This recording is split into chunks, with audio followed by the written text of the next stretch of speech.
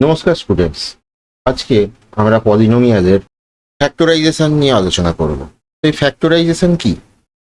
আমরা দেখেছি পলিনোমিয়ালকে সলভ করলে আমরা মাল্টিপল ফ্যাক্টরস পাই। যেমন ধরো 2 × x-3। তো এটা কার ফ্যাক্টরাইজ ফাংশন? এটা হচ্ছে x²x-6। এটাকে ফ্যাক্টরাইজ করলে আমরা x+2 আর x-3 পাই। তো এইভাবে আমরা পলিনোমিয়ালকে ফ্যাক্টরাইজ করেছি এর আগে, যখন আমরা মিডল টার্ম ফ্যাক্টর বা বাই পার্টস নিয়ে আলোচনা করেছি। আজকে আমরা এই ফ্যাক্টরাইজেশন নিয়ে আরো একটু গভীরে যাব। ধরো তোমাদের একটি ইকুয়েশন আছে x³ - x + 1। এটাকে x+1 দ্বারা বিভাজ্য কিনা বের করতে বলা হয়েছে। তো এখানে আমরা এটাকে কি করে বের করব? আমরা জানি x+1 ইকুয়াল, যদি এর ফ্যাক্টর হয় তাহলে x+1 = 0 হবে। তাহলে x = কত হবে? x = হবে -1। তো এটা এই ইকুয়েশনে পুট করে দেখা যাক কি পাই। যদি এখানে f(x) at x = -1 এ দেখি, তাহলে আমরা কি পাবো? f(-1). তো এটা করলে আমরা কি পাই? সিম্পলি x এর জায়গায় -1 দিয়ে দেখা যাক কি হয়। তো -1^3 -(-1 + 1). তো এর রেজাল্ট কি হয়? এর রেজাল্ট হয় -1, মাইনাসে মাইনাসে প্লাস, ফলে +1 + 1। তাহলে এই -1 আর +1 কেটে যাবে, পড়ে থাকবে কি? +1। তো বলা যেতে পারে, যদি এই x³ - x + 1 কে x+1 দ্বারা ভাগ করা হয়, তাহলে এক ভাগশেষ থেকে যাবে, মানে এটা কমপ্লিটলি ডিভিসেবল হবে না। এবার যদি এই এক্সাম্পলটি থাকে, তাহলে আমরা কি করব?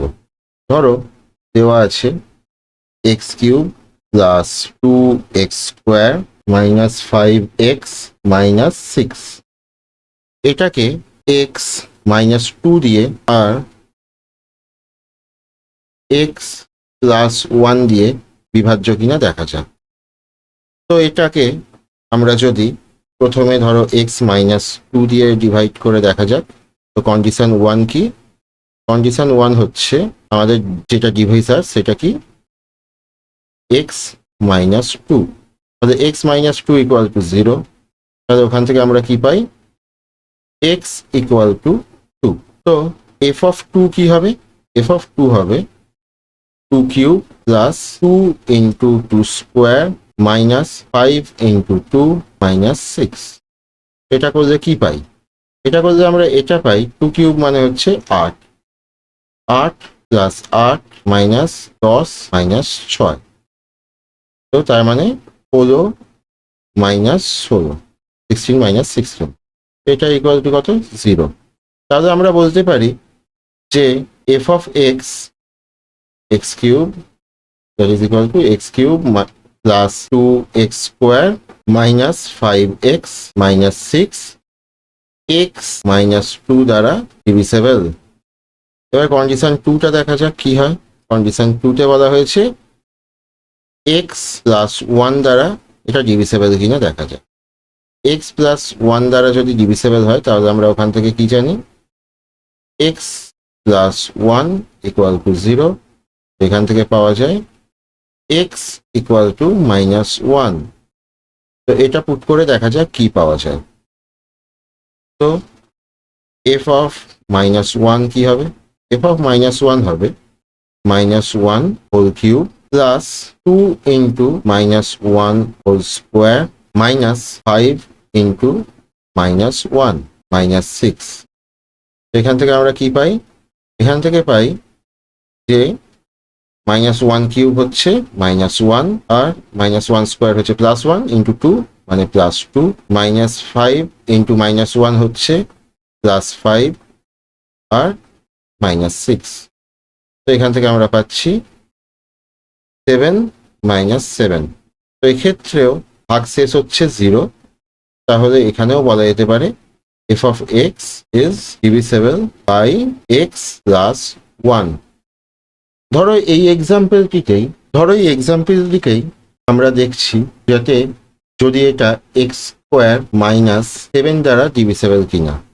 তাহলে এখান থেকে আমরা কি পাই, x square minus 7 equal to 0। তো এক্স স্কোয়ার ইকুয়াল টু 7 বা এক্স ইকুয়াল টু রুট 7।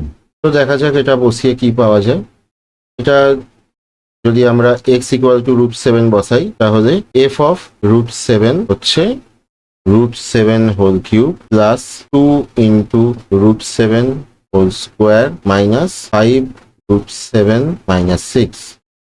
এখান থেকে আমরা পাই 7 root 7 plus 14 minus 5 root 7 minus 6। অতএব এখান থেকে আমরা পাচ্ছি 8 প্লাস 2 রুট 7। তো আমরা বলতে পারি যদি f of x x square minus 7 দ্বারা ভাগ করা হয় তাহলে রিমাইন্ডার থাকছে 8 প্লাস 2 রুট 7।